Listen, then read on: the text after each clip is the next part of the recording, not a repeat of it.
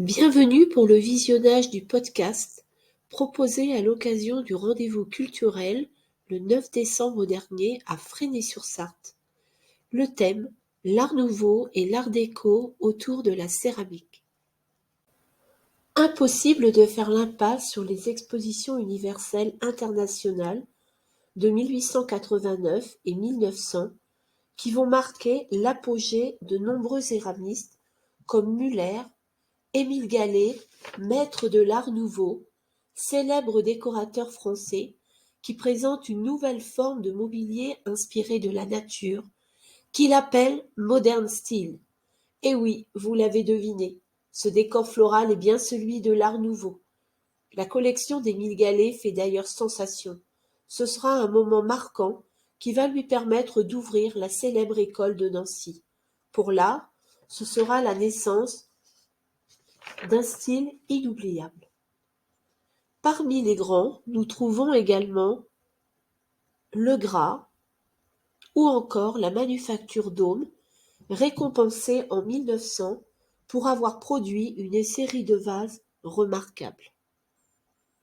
Citons également le célèbre ébéniste Majorelle, récompensé en 1889 d'une médaille d'argent dans la catégorie meubles à bon marché et de luxe. Comment est né l'Art nouveau? L'Art nouveau, appelé aussi en France style nouille, puise ses racines dans le mouvement Art and Craft, apparu en Angleterre dans les années 1860, appelé Liberty et Jugendstil en Allemagne. Il s'apparente à un désir de retour à l'artisanat, à une revalorisation du travail ouvrier, à la création de beaux objets. Il est particulièrement suivi entre 1890 et 1910. C'est un mouvement de contestation en réaction aux différents courants artistiques de la seconde moitié du XXe siècle. Une petite précision s'impose. Le mouvement Art and Craft signifie tout simplement art et artisanat. C'est un style artistique britannique qui s'est développé au Royaume-Uni entre 1860 et 1910. Il concerne à la fois l'architecture, les arts décoratifs, la peinture ou encore la sculpture. Il est parfois considéré comme le pendant anglais du style Art nouveau. Sa mission principale est de remettre la nature au centre de l'art et du beau. En effet, l'émergence de la société industrielle risque fort d'aseptiser l'art. Ensuite, il doit reproduire au mieux les codes de création de la nature. Les œuvres Art nouveau doivent donc imiter les formes, les couleurs, parfaitement imparfaites, et les ambiances naturelles. Pourtant, les matériaux de l'époque sont difficiles à maîtriser techniquement. Au-delà de l'enjeu, c'est un véritable défi pour les artisans. Comment définir l'Art nouveau? L'Art nouveau se caractérise par l'inventivité, la présence de rythmes, de couleurs, d'ornementation inspirée des arbres, des fleurs, des insectes, des animaux, et bien sûr le thème de la femme. Il est un pur produit de la Belle Époque. Qu'est-ce qui caractérise l'Art nouveau? Le naturalisme, l'imaginaire de la femme, la courbe, la création de l'école de Nancy en 1901, associée à la révolution industrielle. C'est un style riche et chargé. L'importance de la lumière naturelle lui vaudront les plus grands vitraux. L'Art nouveau regroupe la plupart des verrières civiles dont les sujets s'inspirent de la flore ou d'inspiration symboliste. Ce style s'est surtout déployé entre la période de l'Exposition universelle de 1889 et la Première Guerre mondiale. Quelles sont les couleurs de l'Art nouveau? Les couleurs les plus fréquentes sont le bleu, le vert, le gris, le rose, le mauve, le beige, des tons doux et pastels, proches de ce que l'on trouve dans la nature.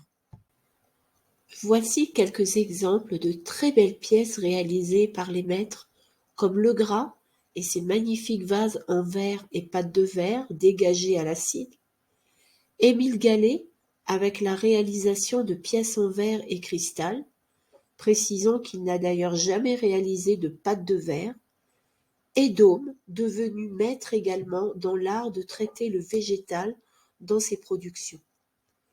Notons tout de même que Daume et Gallet ont une approche du végétal très différente.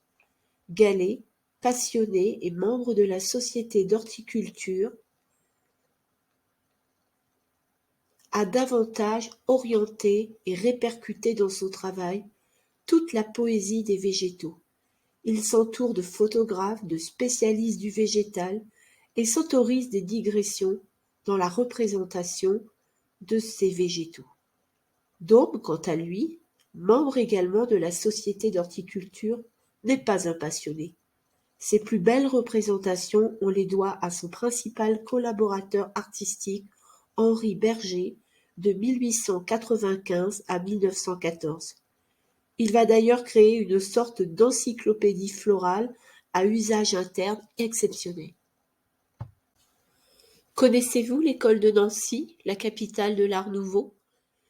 Regroupant les industriels d'art lorrains, l'école de Nancy avait pour vocation et mission de protéger les industriels d'art et les artistes décorateurs. Aujourd'hui, Nancy concentre d'ailleurs une centaine de constructions. Ce sont banques, boutiques, chambres de commerce, immeubles ou villas privées qui témoignent de cette riche et libre période artistique. Le musée de l'école de Nancy, installé dans la propriété du mécène et collectionneur Eugène Corbin, recrée une atmosphère des années 1900. Une place importante y est réservée à Émile Gallet et aux autres acteurs de ce mouvement artistique. La Villa Majorelle, maison de l'ébéniste Louis Majorelle et œuvre de l'architecte Henri Sauvage, témoigne de la notion d'unité de l'art ambitionnée par l'Art nouveau. Le musée des Beaux-Arts, outre les peintures d'Émile Friant ou de Victor Prouvé, propose de découvrir la collection de plus de 300 verreries de chez Daume. Qui a créé l'école de Nancy? Eh bien, c'est Émile Gallet, en 1901, qui dépose les statuts de l'association intitulée École de Nancy ou Alliance provinciale des industries d'art. Parmi les artistes les plus connus, nous trouvons bien sûr Émile Gallet, Louis Majorelle, Antonin Daume, Victor Prouvé, Jacques Rubert et Eugène Vallin qui participent à cette rénovation. Le musée des Beaux-Arts de Nancy, une institution à ne pas manquer, est installé dans l'un des pavillons qui bordent la place Stanislas, au cœur de l'ensemble urbain du XVIIIe siècle, inscrit aujourd'hui au patrimoine mondial de l'UNESCO. Allons maintenant à la découverte des plus grands artistes. Débutons l'artiste de génie, René Lalique, 1860-1945, grand maître verrier. Avant d'être un incroyable maître verrier, René Lalique était un joaillier novateur. Il s'est rendu célèbre par ses créations étonnantes de bijoux, de flacons de parfum, de vases, de chandeliers, d'horloges, et à la fin de sa vie, de bouchons de radiateurs de voitures. L'entreprise qu'il a fondée fonctionne toujours aujourd'hui, elle est installée en Suisse. Quelques repères, reconnaître un Lalique. Les pièces fabriquées avant ou après 1914 sont toujours signées Lalique. Avant 1914, elles sont signées indifféremment Lalique, R. Lalique, lorsqu'elle a fait l'objet d'une réédition après 1919. À partir de 1919, l'initiale R commence à être inscrite sur les nouveaux modèles. Les incontournables de la maison Lalique, avec ses petits moineaux en verre opalescent qui créent le fameux satiné Lalique. Ce dernier est une définition plutôt mate appliquée au cristal. Continuons notre découverte avec Gallet, 1846-1904. Artiste industriel d'art et président d'école de Nancy, il est demeuré célèbre pour son œuvre de verrier. Plus de 458 pièces sont aujourd'hui conservées au musée de l'école de Nancy. Les signatures. À partir de 1877, Émile Gallet ayant atteint une certaine notoriété, il commence à signer les pièces. Il devient responsable de l'entreprise familiale. La signature se présente alors sous plusieurs formes. Émile Gallet à Nancy, E. Gallet à Nancy, ou encore E.G, presque toujours agrémenté d'une croix de Lorraine, symbole de la résistance. La signature discrète peut parfois être accompagnée d'un dessin décoratif. À partir de 1894, la signature, toujours à caractère manuscrit, comporte souvent la mention cristallerie, qui connaît beaucoup de déclinaisons, comme cristallerie d'Émile Gallet à Nancy, Émile Gallet en sa cristallerie à Nancy, modèles et décors déposés, etc. Les signatures, de plus en plus, sont un véritable décor inspiré de la flore, le chardon, la fleur, les champignons sont des éléments communs que l'on retrouve. Chaque stylisation de signature est alors unique. Les pièces réalisées pour l'exposition de 1900 sont exceptionnelles. Au décès d'Émile Gallet en 1904, plus question de faire référence au prénom du maître verrier. Seule la mention Gallet subsiste. Une étoile ou une croix accompagne parfois un trait qui souligne le nom du célèbre créateur. Je vous laisse admirer les 3 pièces ci-dessous, qui sont des pièces vraiment d'exception. Peu de gens le savent, mais Gallet est aussi l'inventeur de la marqueterie sur verre. En 1897, Émile Gallet invente la marqueterie sur verre et dépose un brevet pour la protéger. Regardez ce joli objet. Des fragments de cristal de différentes couleurs, une à une, ou plusieurs couches préalablement mis en forme, sont incorporés à la pince dans l'apparaison, encore en fusion. À la mort d'Émile Gallet en 1904, cette technique ne sera malheureusement plus utilisée. Legras, 1839-1916, artiste verrier vosgien. Il fait partie des 4 maîtres verriers à la fondation de l'Art Nouveau avec Gallet, Daume et Lalique. Son parcours extraordinaire méritait bien de s'y arrêter. Devenu directeur de la principale verrerie-cristallerie de Paris à Saint-Denis, spécialisé dans les pièces émaillées, François-Théodore Legras a parfaitement illustré l'Art Nouveau et réalisé le challenge de faire du beau dans l'utilitaire, produisant ainsi des milliers de modèles pour tous les milieux et toutes les bourses. Son enfance passée au cœur de la forêt de Darney a marqué et devenu source d'inspiration pour ses créations sur la faune, la flore et surtout sur les paysages de forêt et lacustres qui ponctuent la vallée de l'Ourcq. À 24 ans, il quitte ses Vosges natales pour aller travailler à la verrerie de la Plaine-Saint-Denis, quartier de la ville de Saint-Denis. À 27 ans, il devient chef de fabrication et directeur de la verrerie. Il fait construire une usine moderne, une cité ouvrière, qui devient un ensemble industriel de plus de 20 000 mètres carrés. Il devient président-directeur général de Legras et compagnie, puis de la verrerie-cristallerie de Saint-Denis. Il participe à de nombreuses expositions nationales et internationales, où il est d'ailleurs souvent récompensé. Il a été responsable de la partie verrerie et cristallerie à l'exposition universelle de 1900 à Paris. En 1909, il cède la direction à son neveu Charles Legras. Sa production artistique est pléthorique. Très grande variété de l'œuvre avec de considérables modèles de formes et décors variés. La méthode de classement la plus utilisée est celle en fonction de thèmes décoratifs comme les paysages, les fleurs, la faune. Plusieurs ouvrages lui sont destinés où chaque objet, chaque vase, chaque production est référencée.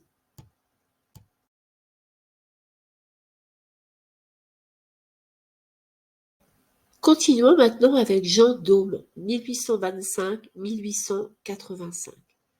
Notaire à Bitche, il vend son étude et opte pour la France. Il s'installe à Nancy en 1876 et rachète en 1878 une verrerie.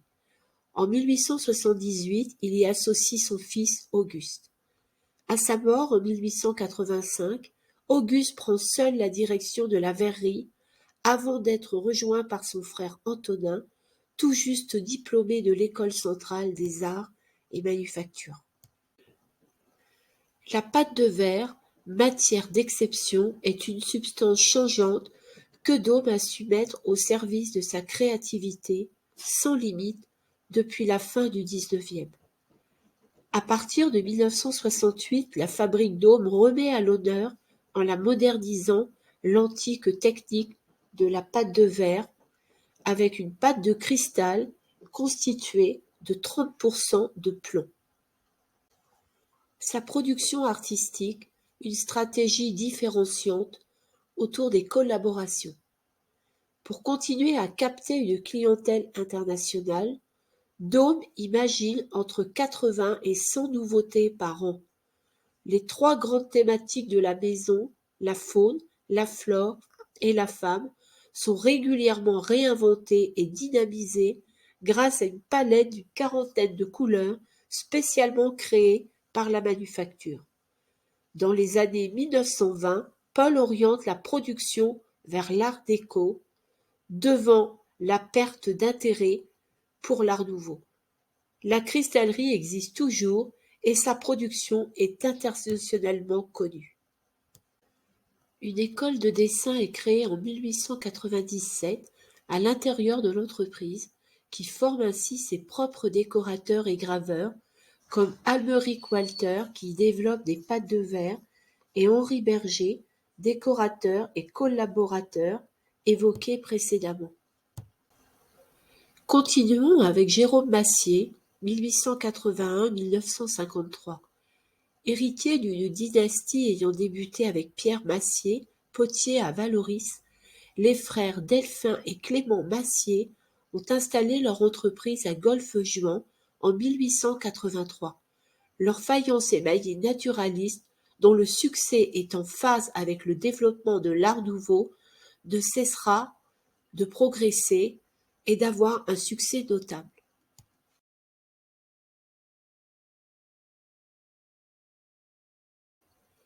Poursuivons avec le talentueux et céramiste de renom Théodore Deck, 1881-1953, né à Guebwiller dans le Haut-Rhin.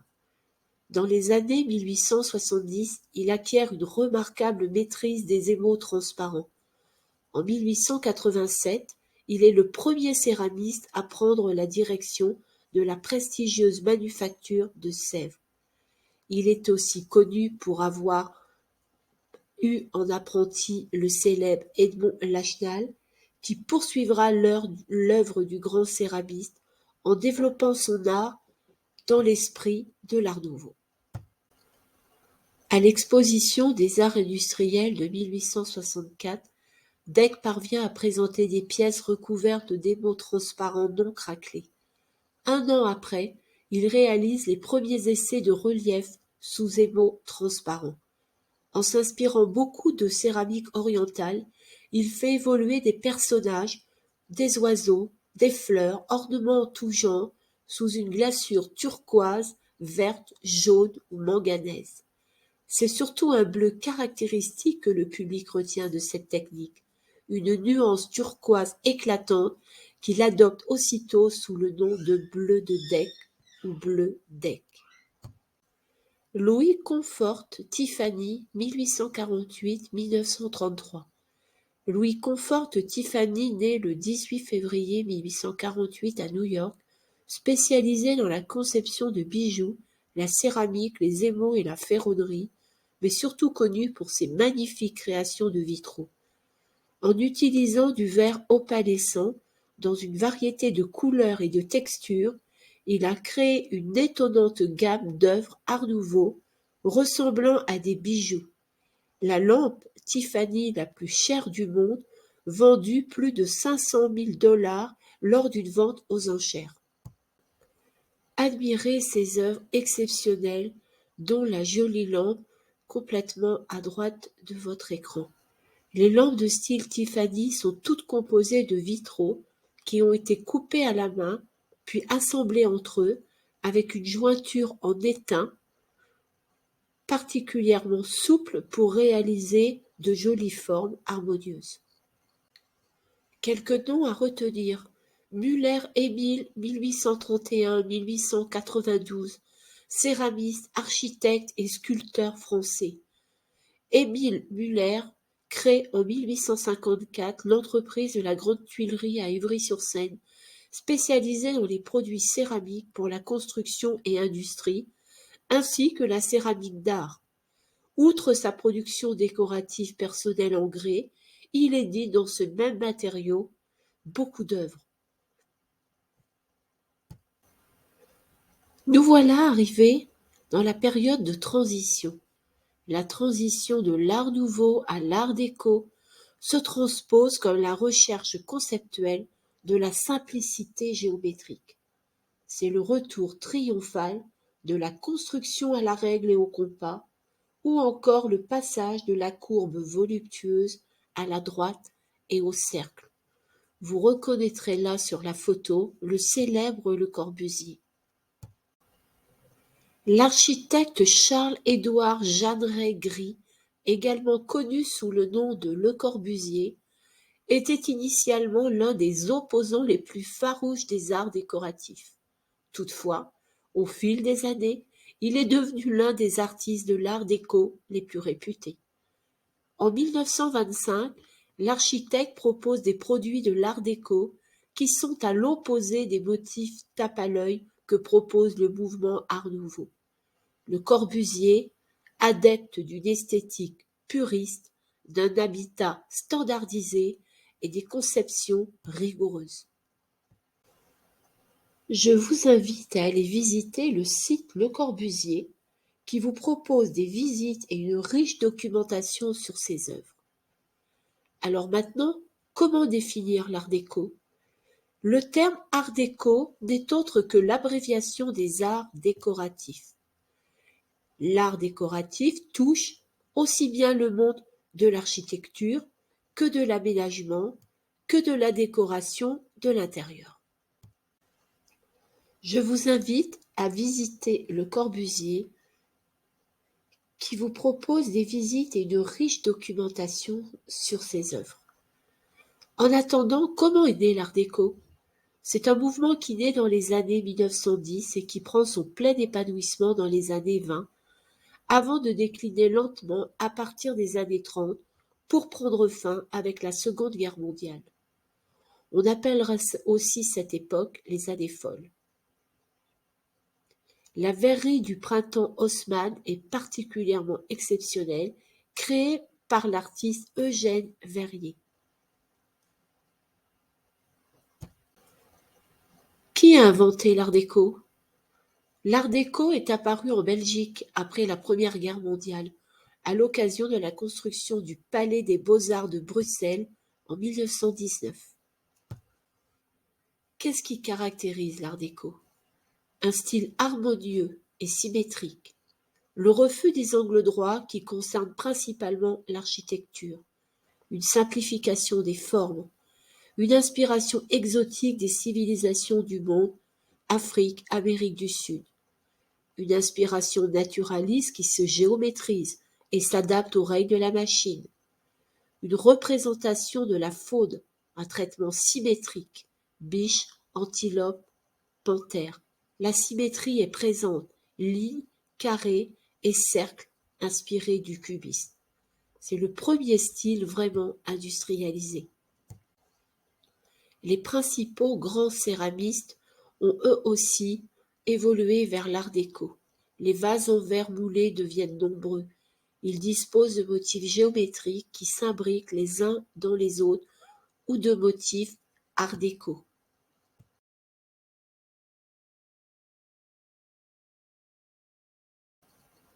Quelques noms à retenir.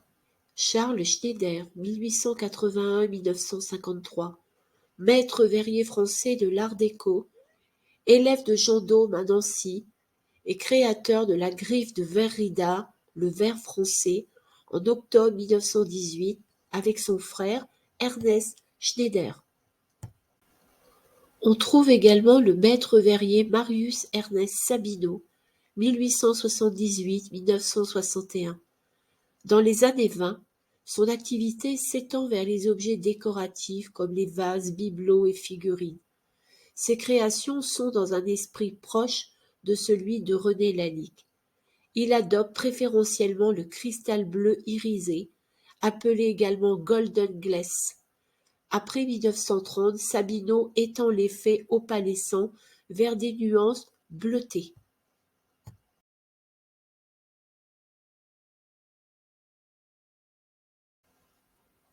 Merci d'avoir visionné ce podcast et n'hésitez pas à le partager. En attendant, je vous attends dans ma modeste boutique aux 3 rue Bailleul à Fresnay-sur-Sarthe. Vous y serez accueillis chaleureusement. À bientôt!